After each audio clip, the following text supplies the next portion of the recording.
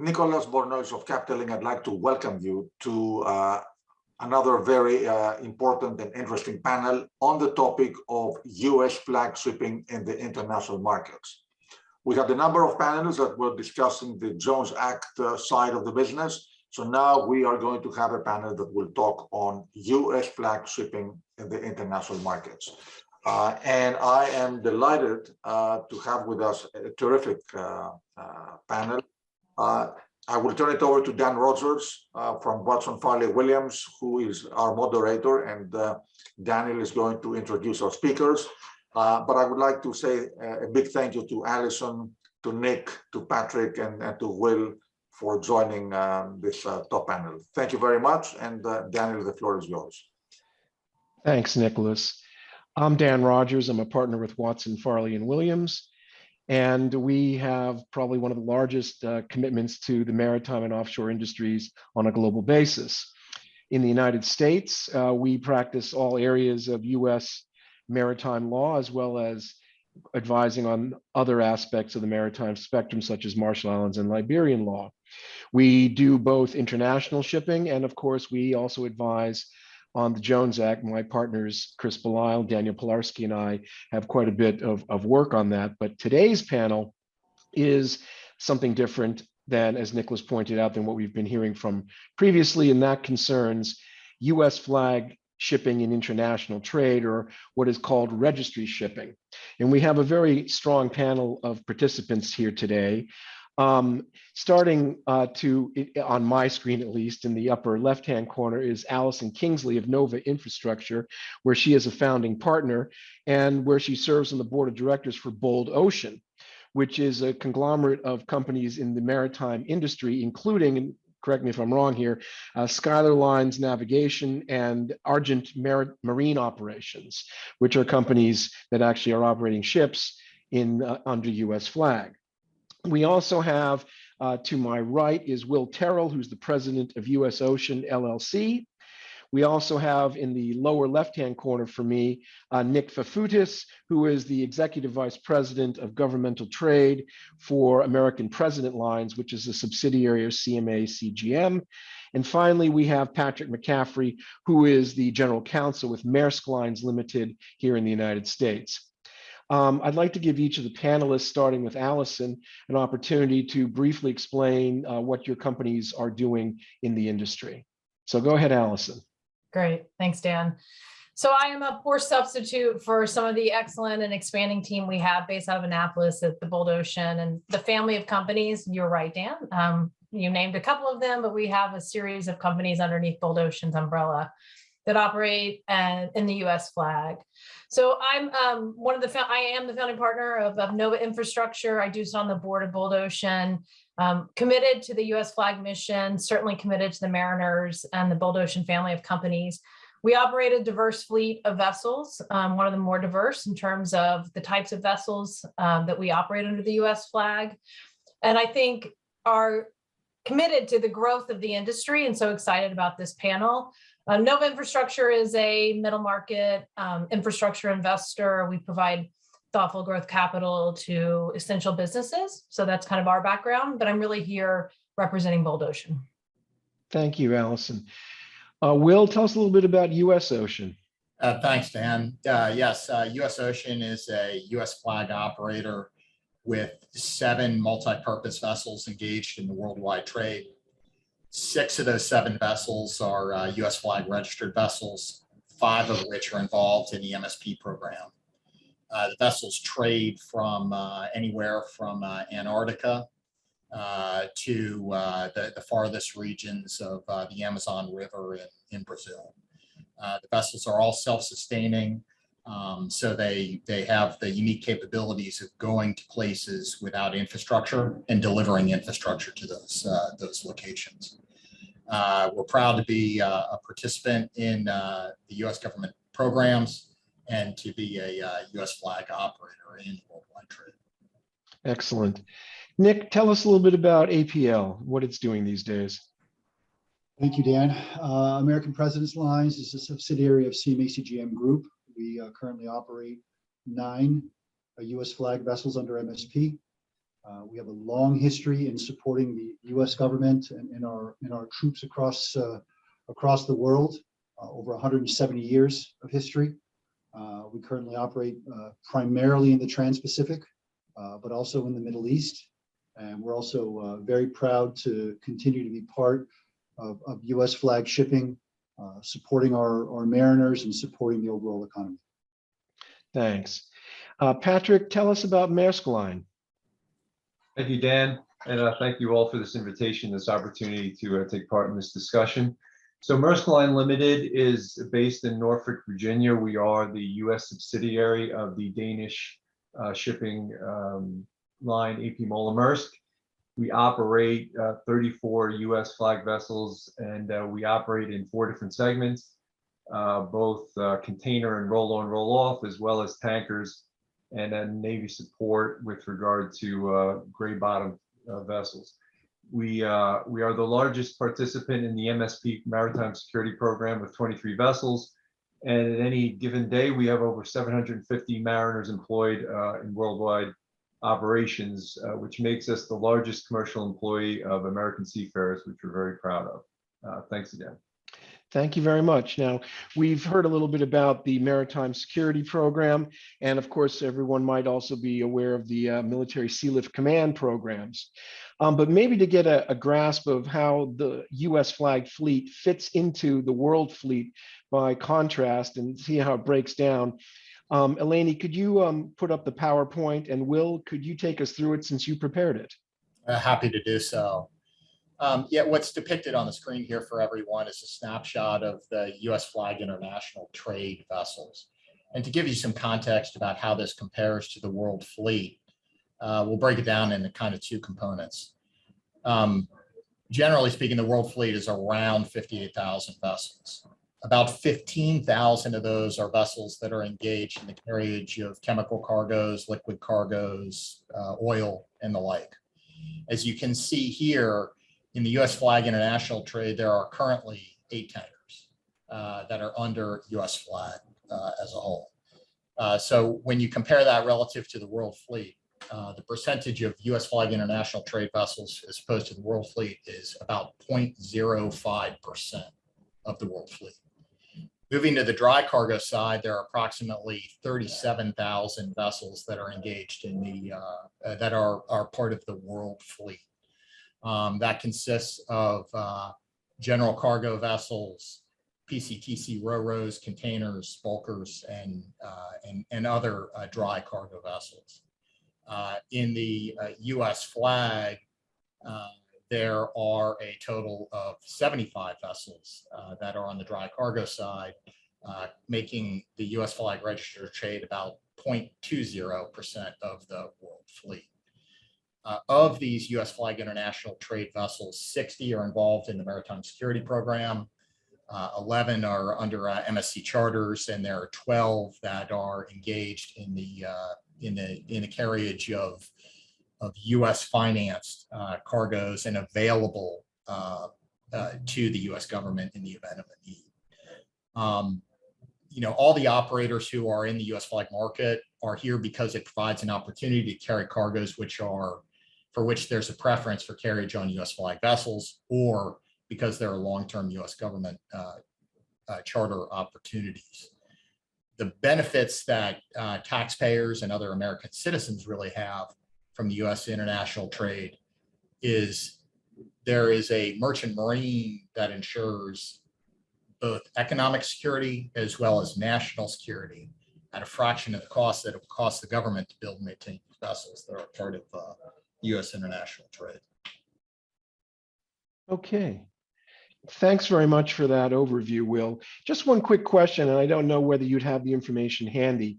How large was the fleet, say, 20 years ago or even 40 years ago? In 2010, the fleet was about 106 vessels. So we've seen over a 20% decline in the fleet in the past 12 years. Do you expect there to be an increase in the fleet? We would certainly strive for that and like for that to be the case. I think some of the other panelists can talk about some of the opportunities that might be out there and incentives that we could kind of create in order to create those opportunities. Well, let's hold that thought and come back to it. Let's talk about the competitiveness and the challenges for U.S. flag vessels in the global industry. I think a starting point might be to talk a little bit about compliance issues. Patrick, would you perhaps like to start with that? Yes, thanks, Dan. So anytime you bring a vessel, so in the international fleet, the one thing that's different from Jones Act, I think that's important to mention, is that the vessels do not need to be built in the United States. So you can take vessels that are operating under foreign flag or trading internationally, and you can quote unquote flag them into the US fleet. And to do that, the first thing you need to do, or the first thing that we do at Maersk Line Limited, is we do a gap analysis looking at the international standards as opposed to the US government, US Coast Guard standards. And I think just as a placeholder, we look at about a $250,000 cost to bring a vessel into US flag. That increases based on positioning costs, repositioning costs for tankers. It may be more. There's some other issues that factor in. So it could be significantly more than that. So I think the first hurdle that you have with regard to cost, and I think there's two main cost centers, one being labor, the other being regulatory, is the cost of in-flagging and getting the COD and the COI from the U.S. Coast Guard, which again can be significant. Thank you. Thank you for that. Would anybody else like to comment on what Patrick just touched upon about some of the compliance issues? Allison, do you have any thoughts on that? I think there are opportunities around the compliance issues as well. I mean, I think that those of us who operate the U.S. flag are proud that we have some of the highest standards in the world, meet and exceed them. I think that it goes across from kind of the operating side of the business, but also in terms of some of the aspirations around maritime environmental standards and the like. So I think there are certainly costs, and I think Patrick did a good job outlining those. Some of those can be substantial if you think about moving a vessel into the fleet, but I think the opportunity set can also be substantial on the other side. And I do think that there are some of these aspirational parts of the U.S. flag that are not present in the rest of the fleet, as Will mentioned. Excellent. Nick, what's the view from APL? Well, I think really when you look at what Patrick pointed out and listening to his and what Allison said as well, it really is focused on the cost. The cost to run a U.S. flagship is significantly higher. So when you're making decisions about shifting your assets around the world, what that asset is going to generate and where it fits within the overall fleet, it's difficult from a cost perspective because you got to be very, very careful. So it really, from a financial decision, you really have to look at how you cover the cost of that asset. And it's very challenging given the environment that you have to work in. Now, are these costs mainly related to labor costs of the seafarers, or is it also meeting the enhanced inspection and other requirements imposed by the United States Coast Guard? Well, to flag in, obviously, it's going to cost compared to other places where you can flag a ship, and of course, labor, right? I mean, those are the two big components. Okay, Will, how do you see that? Do you face similar issues, of course? And what do you? Yes, we do, and I mean, I think the other panelists kind of described it well in that way. Okay, well, let's turn over to how do we bridge what amounts to this operating differential gap. What are the main ways to do that? And maybe Allison, I could start with you on that. Well, I should say that I do think we have a cost advantage relative to some Jones Act because of the ability to move a foreign flag vessel into the U.S. flag. So I think it's all based on what the comparison is around costs. Maybe you can repeat. I guess where would you like to head, Dan?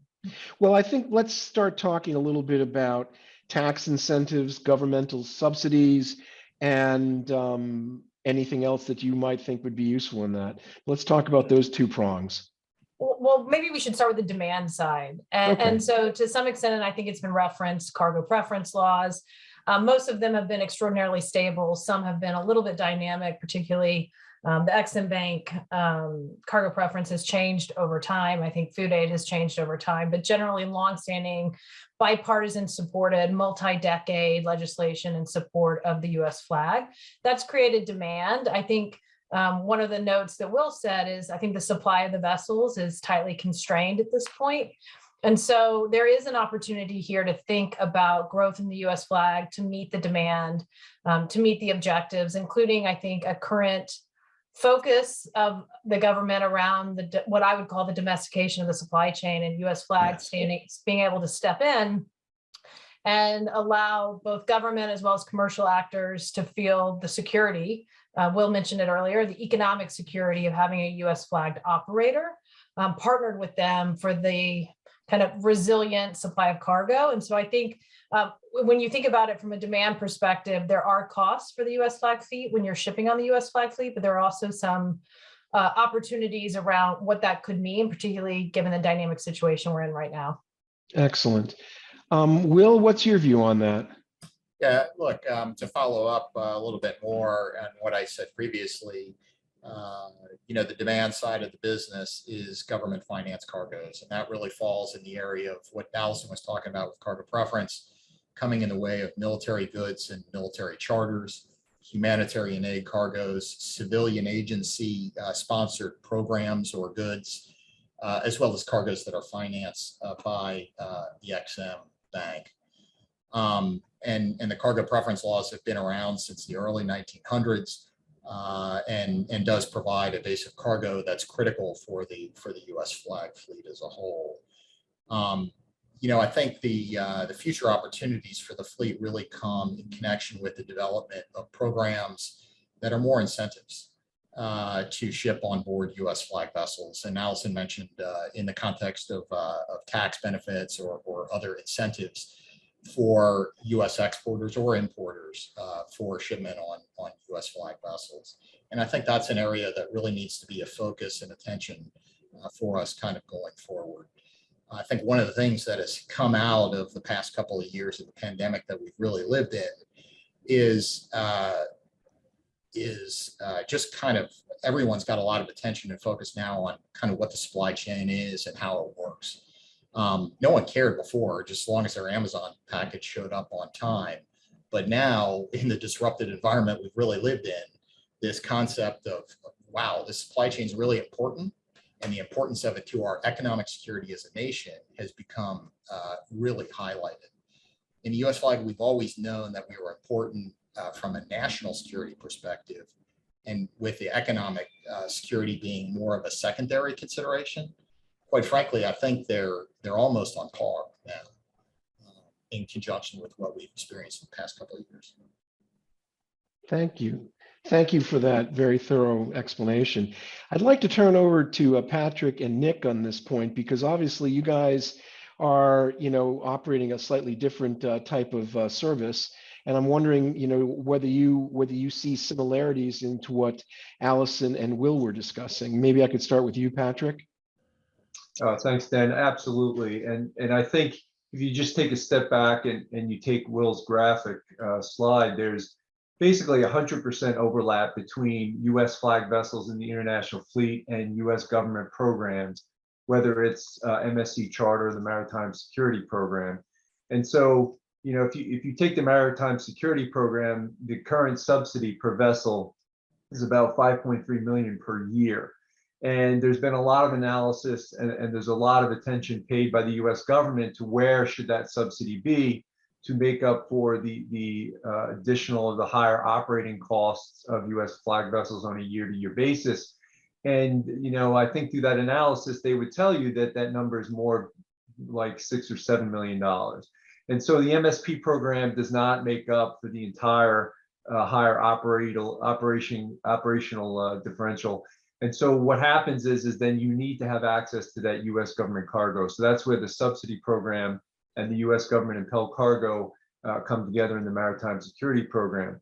And I think what Will is saying is exactly right, in that if we want to expand the U.S. flag fleet, we really need to look at solutions that offer incentives for commercial shippers to use U.S. flag. Right now, U.S. flag ships about 2% of the U.S. On the commercial side. Obviously, that's nowhere near where it needs to be if you want to talk in terms of economic security and also national security. And I think that that's really the challenge, is that the U.S. flag has really been tied to national security requirements. Where are the mariners that we need to train in case we have national security issues? Where are the vessels we need to support the logistics solutions for the U.S. military? And I think we need to look broader than that, and we need to look at the economic security and the fact that we are a maritime nation, and we need the maritime commerce that reflects that. Thanks, Patrick. That's very interesting to hear. Now, Nick, also with APL being a subsidiary of a foreign, much larger carrier, do you see similarities in what Patrick was describing? No, I agree with all the comments that have been made by the other panelists. So when you look at incentives and when you look at building demand, you got to build that from the ground up. And building it from the ground up is looking at a larger market segment, right? And then incenting that market segment to use the US flag. So that's tax incentives, which have already been brought up. I think there should also be coupled with operational incentives that really chase that cargo toward US flag vessels. And then we as companies can then work with those retailers, importers, exporters, whatever it may be, right, to create a solid partnership to really support the US flag program. And then in turn, that more cargo volume supports more vessels, supports more mariners. Then we achieve that goal, that national security goal, right, that we've talked about. And then the overall health of the US flag fleet has a lot brighter future than continuing to depend on the same cargo base that we all look at every year. So really, we need to grow that foundational cargo, right, to build our future. And then we have a lot more options of what to do with the flag fleet down the line when we know we have a strong foundation of clients and the cargo that comes with it. That's excellent. Let me ask a follow-up question to that. I mean, especially given your role at APL, do you think that there is political support for this on a broad-based basis? Or do you think that there might be some political headwinds? I mean, notably, certain senators and congressmen in landlocked states like Utah have gone so far as to take out billboards against the Jones Act that are appearing on the Cross Bronx Expressway in New York City. So, I have to wonder, do we have a good view on that as to whether there would be proper governmental support in the form of either tax incentives or other governmental programs that would help increase demand? Do you have a feel for that, Nick? Well, I think it's difficult to say because I know a lot of the content of the incentives are being drafted, they're being worked on, and I know there's some support and detractors, as you said. What you're talking about here is, at least how we look at it, is this is a creation of jobs. Those are maritime jobs, but also keep in mind, there's also a lot of jobs that are created down the line. The supply chain is not just ships, right? And I think we're learning that the hard way, right? This year, or the last 2 years, given this chaos that we're dealing with in the overall supply chain. But there are jobs downstream, and those are all American jobs, and we can't forget that, right? So American ships, American seafarers, American jobs that support those ships, that is all part of one chain. And that's really where the partnership comes in with importers, exporters, again, whatever they may be, along with those American flag vessels with a core base of cargo. So I would say to anybody that would be a detractor to this, that we're all in this together and all of this supports American jobs. So I think it's something that we should at least start to look at for our future of the overall fleet.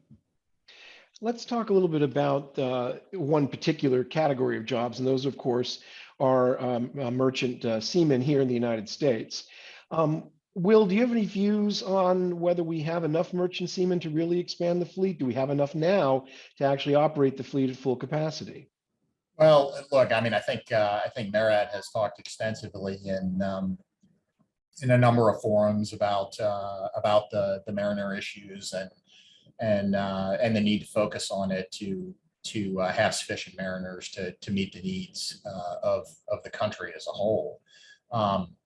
we can get there, I think, but we're on the edge, and kind of the focus, attention on it is important to get the mariners involved and make sure that we have them for the national security and economic security needs of the country. Allison, thank you, Will. Allison, given that some of the group companies in Bold Ocean include crewing services, what's your view on that? Well, I thought Will was spot on. Focal is causal. So if you have increased demand for economic security, for which the U.S. flag is a critical mechanism by which to secure that, and that's really, I think, from my perspective at least, the bringing some of the supply chain, the transportation supply chain into U.S. hands. And then you also have, I think there are, current tensions in the world right now, which suggests, and if you look at the government and the Department of Defense plan, the defense budget around where they're headed in the next 10 to 20 years, you see very clearly there will be increased need for national security, the U.S. flag being a critical mechanism to meet the government's goals. So I do think there's actually trailing government incentives that they've trailed kind of, I think, the leading indicators here around demand. So we need to, and I think Patrick brought this up clearly, think about the incentive piece of this, but I also think on the labor piece, focal's causal. So we agree. I mean, let's focus on supporting our mariners if that requires, and I think it should as demand and the U.S. flag space expanding that. I think that we would welcome that.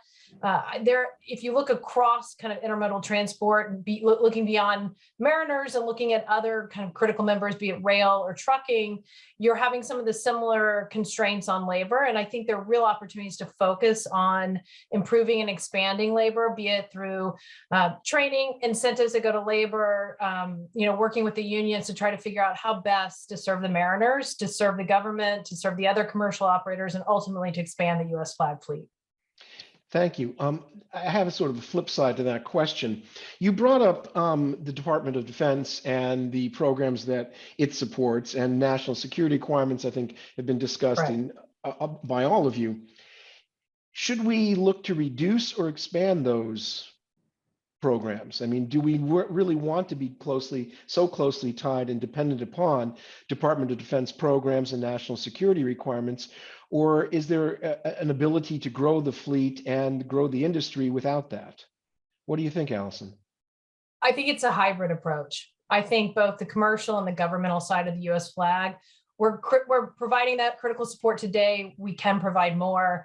As I've stated, I think there will be increased demand on both sides. So I think they're highly complementary. I don't think it's one or the other.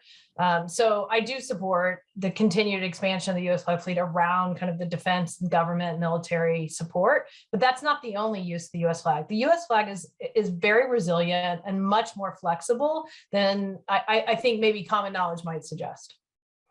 What's your view on that, Nick? I see you nodding your head. No, I agree with what Alan said completely.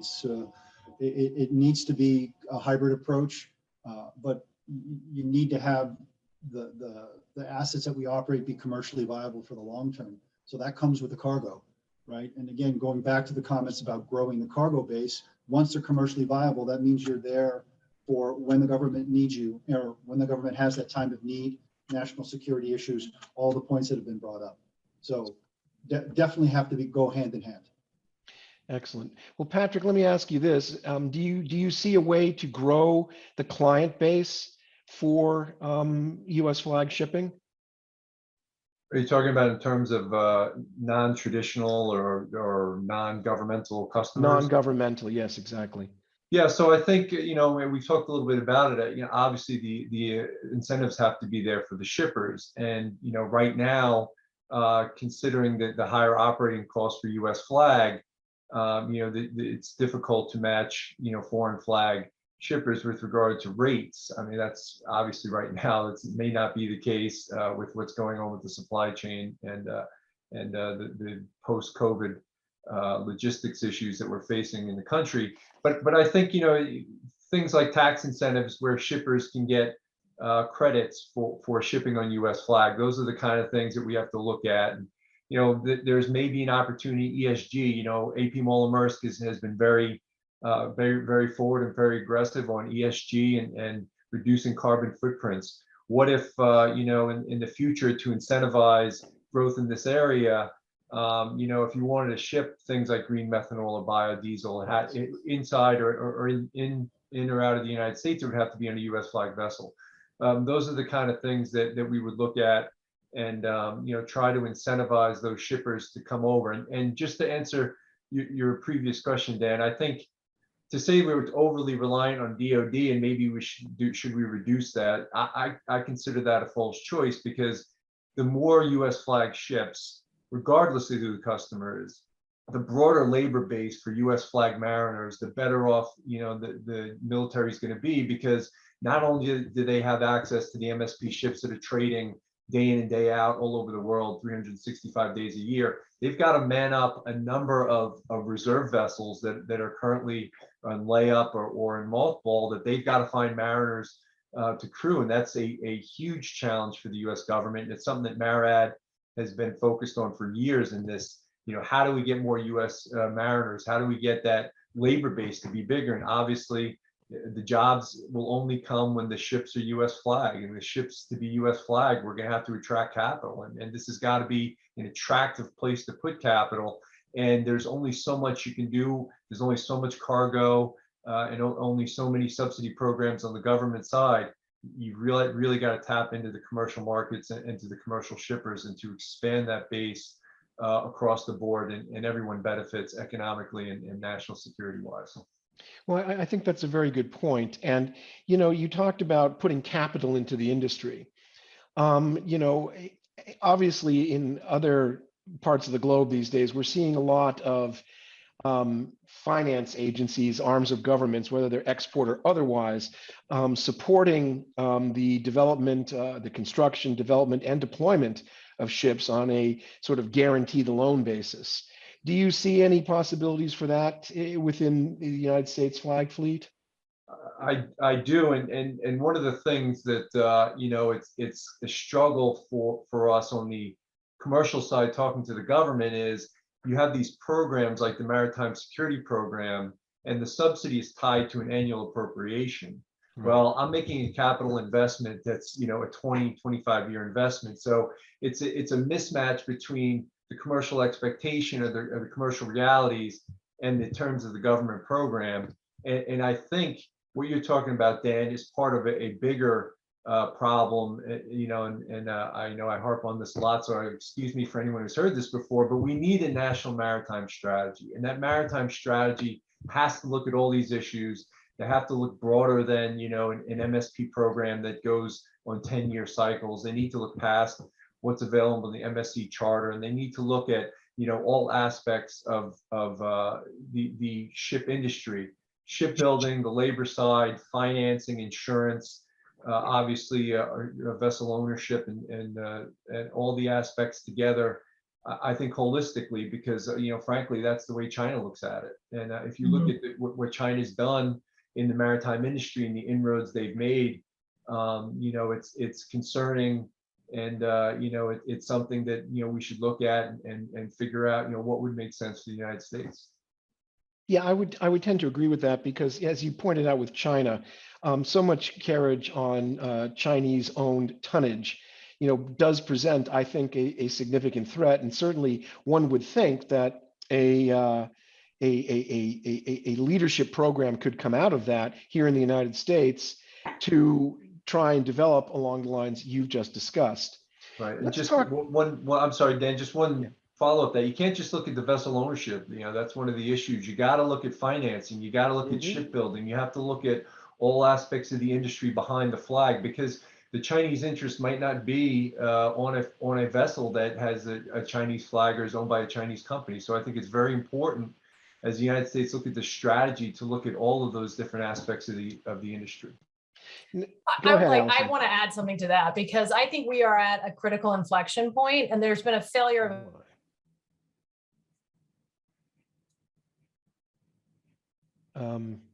Allison seems to have frozen, which is a shame, because I think she was really on. It was. I agree with her entirely that we are at a critical inflection point. Really, and I'd very much like to hear, the rest of her comment, but we'll have to wait until she thaws before we can go. Consumer that I think has Allison, you froze for a good 30 seconds. Oh, So no, we were right at the point of saying we're at a I was critical sharing inflection brilliant point. insights. Yeah, well, we want to hear them. You were at a critical inflection point, freeze. So Freeze. rewind the Great. tape to inflection point and go from there. Okay, so I think we're at a critical inflection point for the US flag. And there's been a failure of imagination around how to think about everything from vessel financing, government incentives, to the story around commercial cargoes for the consumer. So I think it's a very exciting time to be part of the US flag, but I think we have the opportunity now to rethink some of the baseline assumptions around the US flag. And so I think it's, all of us would say it's an exciting time. I know at some point we're going to talk about growth in the industry, but part of it is what Patrick referenced around how to rethink the financial structuring of the business, and what Will and Nick have also talked about expanding the commercial side of the business. Let me ask a follow-up question to that. And although it's not required that a registry flag ship be built in the United States, do you consider shipbuilding a component to that? Is it viable to have US flag vessels built in the United States and be not so completely out of the money to begin with, commercially competitive? Well, I think if they're built in the United States, it's a Jones Act vessel Well, that might fly. So doesn't I have to think be we have though, a that's- program for that. But Yeah. yes. Okay, all right.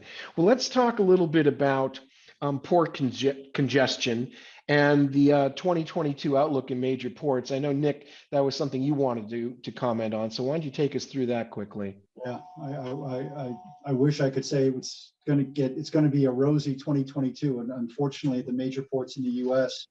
we have very little of that.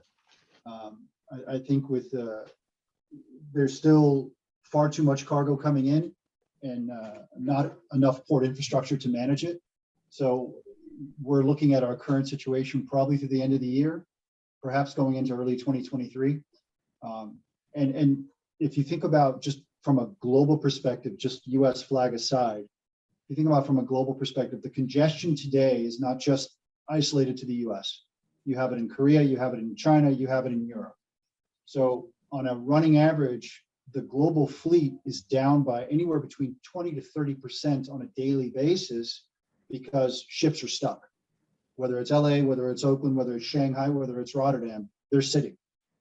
So that congestion is it's a domino effect, and it's going to continue throughout 2022, which means that we're going to stay with these challenges until that cargo starts the volumes start to back off, and we can actually start to catch up.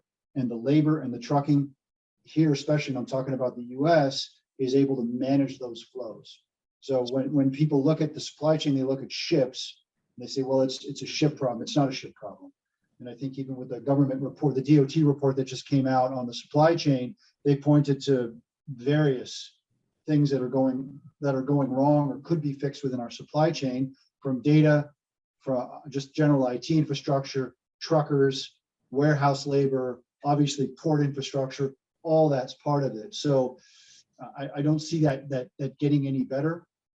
I think what we need to do as an industry is continuing to partner with the government. I think they're doing their best effort to make this work with the various, working with private industry, working with ports, but that needs to be a continued partnership to make that work. And it can't be just at the ship level. It needs to be at a total infrastructure level if we're going to be successful.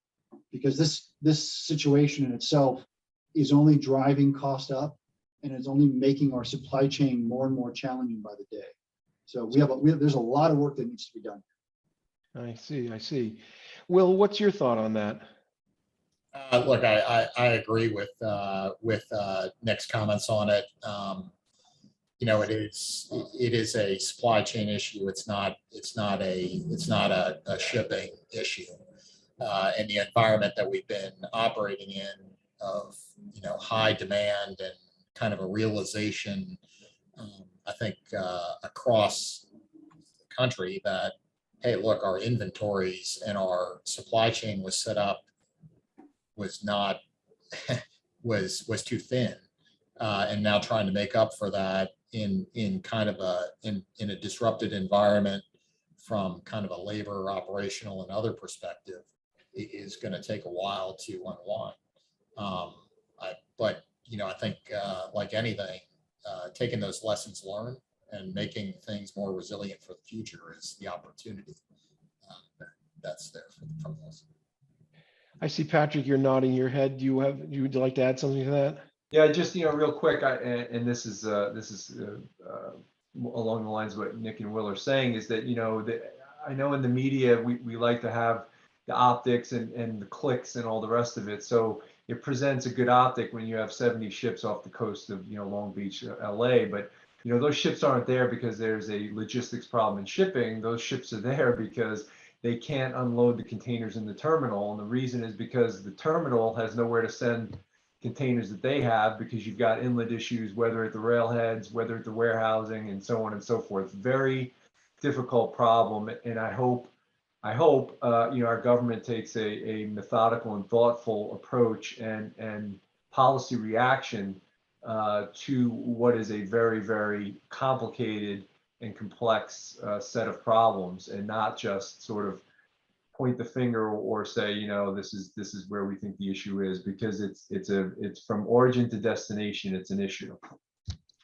Okay, we're getting low on time, and there is one question that I have up on my screen that might be logically following from what we've just been discussing, and I'll read it to you.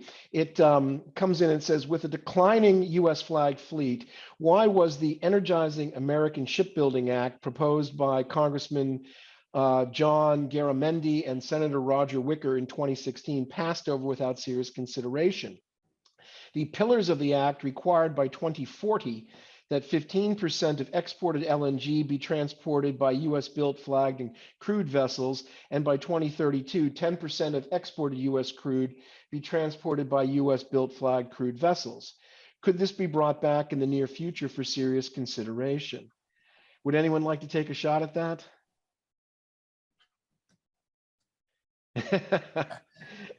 Or I'm going to just have to throw it out then. Allison, you want to take a shot? Go ahead, Will.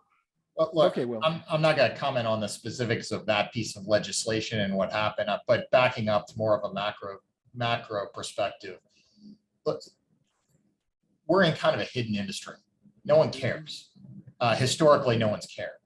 And that's been one of the problems, I think, with different initiatives that have gone on as far as programs, incentives, and the like. The current environment we're in, there's now attention to it. And I think people do care, and they recognize how important it is to them in connection with all aspects of their life. And I think we need to use that recognition now to do some of these things to put the U.S. flag in a better spot. This was my point around inflection point. I do think so. I'm maybe Patrick's closer to that legislation from 2016. I think 2016 was a very different environment for the U.S. flag than 2022. So at a high level, I think the movement of LNG on the U.S. flag is something that we fully support and are prepared to do.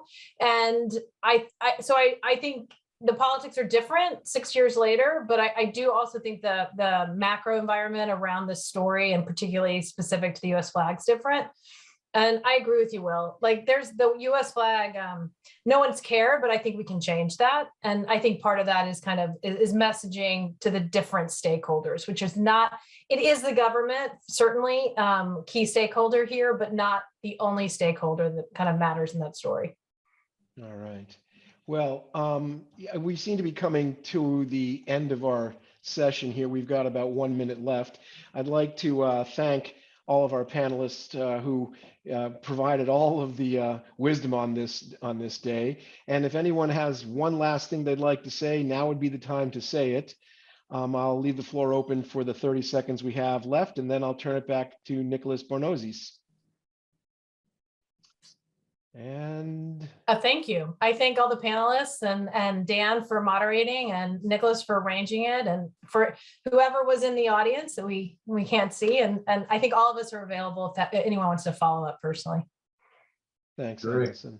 Listen, Well, thank you to everybody from me as well. Great panel and terrific topic, and thank you for your insight. And Dan, thank you for doing the heavy lifting, putting this, moderating this, and of course, all of you. Thank you very much.